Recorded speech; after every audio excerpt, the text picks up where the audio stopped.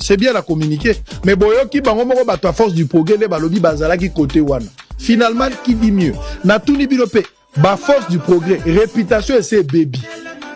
Ata bozo wangana mais réputation na bino c'est baby.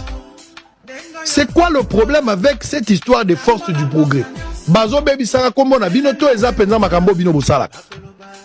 La police azali incapable de mettre de l'ordre avec cette histoire de force du progrès. Tozo baluka ka place moko. Force du progrès on est comme mo bondo to ezanini. Pourquoi ils ont silaté? Ligamouke force du progrès. Ligamouke force du progrès ngo banani. Namboko force du progrès banani. À part que la branche ya parti politique, bazo pesa ordre local banani. Qu'on se dise des vérités. Tobundisi mo bondo, to koma na mo bondo mususu la carte capitale. C'est quoi le problème? Même à table lobi bokendaki na conflit ya Kamul Inter. Mais makambo bosali na ndako Kamul Inter on a bo panzi bo pied na carte. Qui vous a donné ces droits? Soy Kamul Inter a un problème na justice.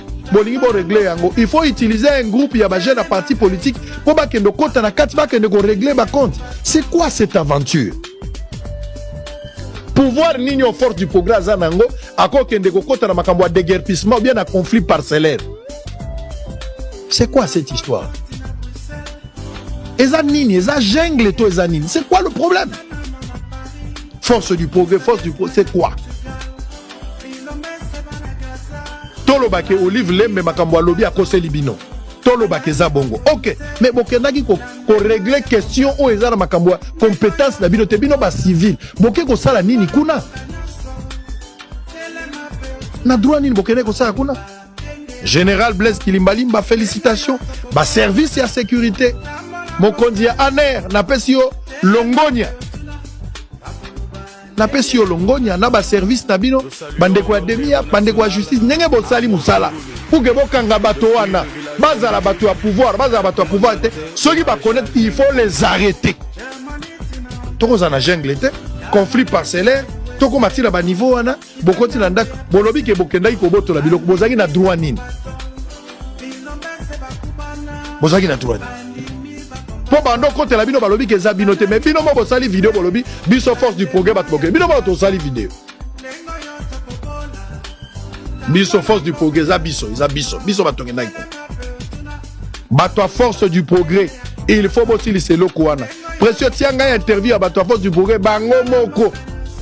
Bazo reconnaître que bango bato kenda ikuni. Ngaite bango mo bazo reconnaître. Bango mo bazo babiso bato kenda ikuni. Bokenda na droit ni. Bokenda na droit ni. Boza banani force du progrès boza banani. Po bozo makasi ya kolobake conflit parcellaire biso fubo intervenir. Boza branche à parti politique. Je suis tout à fait d'accord. Botika na activité à parti politique. Mais bon comme okende ti ko régler ba question eza lié na makambo conflit parcellaire pe na siège ba institution na Gombe. Ne bokenda ki ona soki muto akufaki.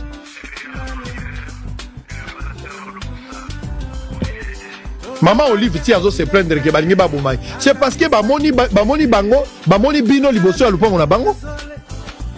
Ba maîtriser ba misusu. Soki zaki bongo te alingaka lobate. Bokenda ki nzela wana kosala. Bino moko bozo kantalwa bozo protéger mboka mais bino moko pe bozo participer à désordre. Distraction oh il dépêche azolo bababoy distraction mais force du progrès bino moko bazo sali kambo. Ngamu tuna lobite bino moko nde bozo loba. Précieux sakala na nzoto. Moli moko simbate. La province na délégation va que célébrer ba victime na biso ba pouvoir martyr wana. Nango biso pe ba imboka bana mboka pe ya force du progrès base du kunga. Tozali na kati ya ko marcher. Tozo marcher ndenge totambolaka na mboka na biso ndenge ezalaka. To bandai ko utable ba tchatiti tozo ya vers GLM poto bima hotel Mutana. tokomi liboso ya ex-président nani Yogi Kanambe. tozoleka bafaser na ye oyo batya na immeuble oyo bakanga ya GLM bango nde babandi koagrese biso kofinga biso bon tellement ke déjà population etambolaki bino moko bozomona masi ndenge ezali na mei kokalme base donc ekomaki déjà kobendana na bapolisier na ye bapeti masasi ebele kuna este donc yango tokomprendre te mboka oyo ezalaka na baparti mosusu basomba na baétranger oyo biso bana mboka tokotambola te to eza ndenge nini donc c'est-à-dire oyo nyonso tu livilembe azoloba eza bamensonge fabriqué biso na olive tomonani te biso tozoleka libanda na balabala ya leta na nzela tokomi na lupalo na ye te donc c'est-à-dire oyo azosala eza bamensonge donc vis-à-vis ya koleka na biso bamilitaire na bango nde bagrese biso bapolisier oyo bazali bagere balata babeti biso baimage esalipe bazozomona yango c'est-à-dire olive lembe atika bamensonge ya kokosela basi na kaka parce que lelo so tobika totelema mpona kobengana olive na lupango wana aza na eloko moko te ya kosala biso bayaka na lupango te tokondima tokufa me ye mpe akozalaka wana te c'est-à-dire lokwa bayiba mboka babebisa l'état zwa solution na makambo ya force du progrès baza bakongolais il faut basala mosala bango la parti politique mais bako se faire justice te bako kobima na cadre ya parti politique te babanda ko régler ba question c'est comme si c'était un service officiel de l'état. Ça, nous ne pouvons pas être d'accord avec ça. Nous ne pouvons pas être d'accord avec ça. Bilo kwa leko osala mabongo te. azopesa message lisusu na bakonzi bayebaka yango deja ke ndako oyo ya GLM oyo batya barebele oyo ya PPRD oyo bazokende M23 tongo midi pokwa biso aide la nation tozosepela nango te yango mokonzi ya mboka to général Kilimbalimba to gouverneur de la ville to ministre ya justice Constant Mutanda o ministre de la défense Jacquemaine Chabani tozopesa message na ministre ya ministre ya intérieur Jacquemaine Chabani ministre ya défense Yagi Mwadiampita oyo eza vraiment ba message oyo tozopesa bino ke bokoyokaki antibal abengani babrika wana pasi oyo toza nango na mboka oyo moto atika ose mokonzi na bango Kabila Rwandais badola oyo ezomatamata oyo ezali à travers ya bato wana me bato wana bazwa ndako wana bavanda milisi bazalaka wana tomonaka yango jour Christian Malanga akotaka azwaka ekipe mosusu na kati wana bakendaka na bango palais de la nation mpe esika bavandi eza insécurité mpona pouvoir chef de l'état oyo biso tozotalela oyo tosambelaka mpona ye ntongo midi poko donc base wana ekokoma base ya force du progrès napesi bino déjà message nayebi ke baforma mpe bapolisier mabe basoda mabe mpe bazali mais biso tobangaka te tokobangisa tokoya oyo akokufa fo badekage place wana opposant avandaka na ville te opposant avandaka esika stratégie politique esalamaka te wana eza lie politique eza esika baadministration evandi bureau ya chef de l'état eza place wana en tout cas tokosepela jamais tomonaka image ya bato wana place wana bazwa mpe baeffigie ya Kabila batya batanda na baimmeuble wana toboyi yango en tout cas tozose sacrifier mpona immeuble wana tokoakite bango wana biso moko force du progrès. Le monsieur que vous venez de suivre, c'est lui le chef de bande anti-balle. Ngandou Kennedy, c'est lui.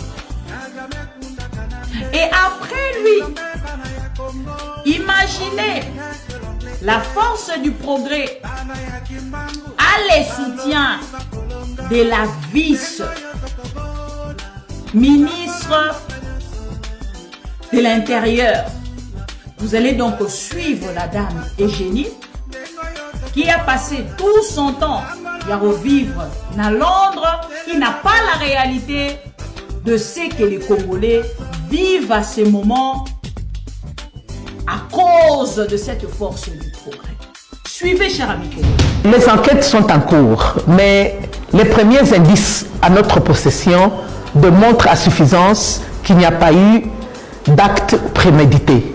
Donc les incidents d'hier au GLM n'ont pas été prémédités.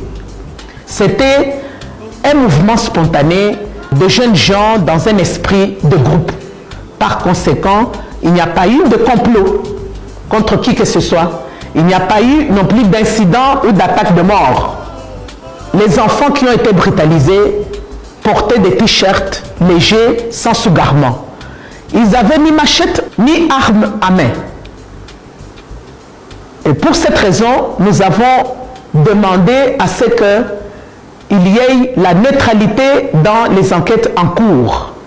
J'ai instruit au commissaire général de la police nationale d'appliquer les mesures qui s'imposent.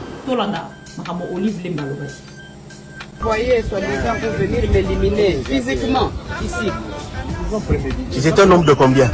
Bon, je ne sais pas estimer ils étaient un nombre de combien, mais ils étaient très nombreux. Chers amis congolais, laissez-moi vous dire que le pays est dans la rue.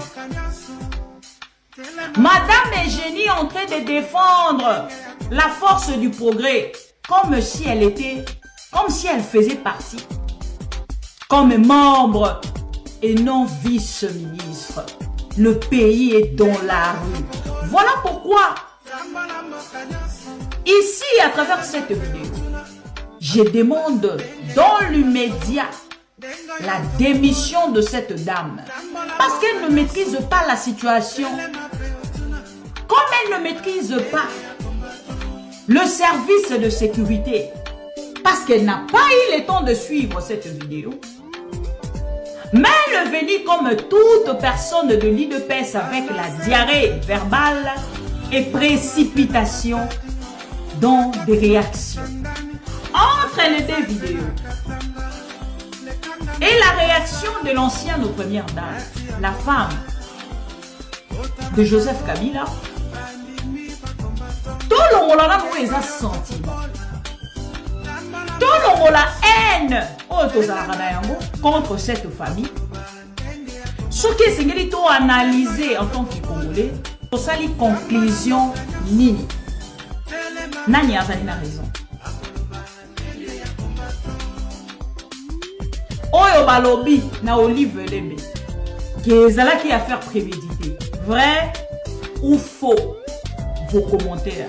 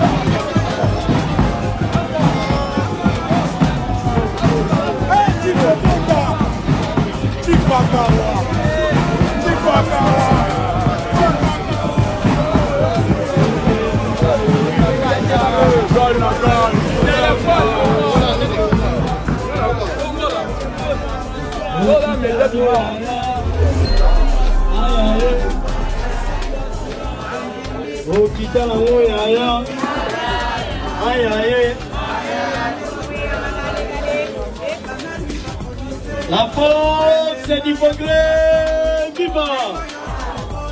La force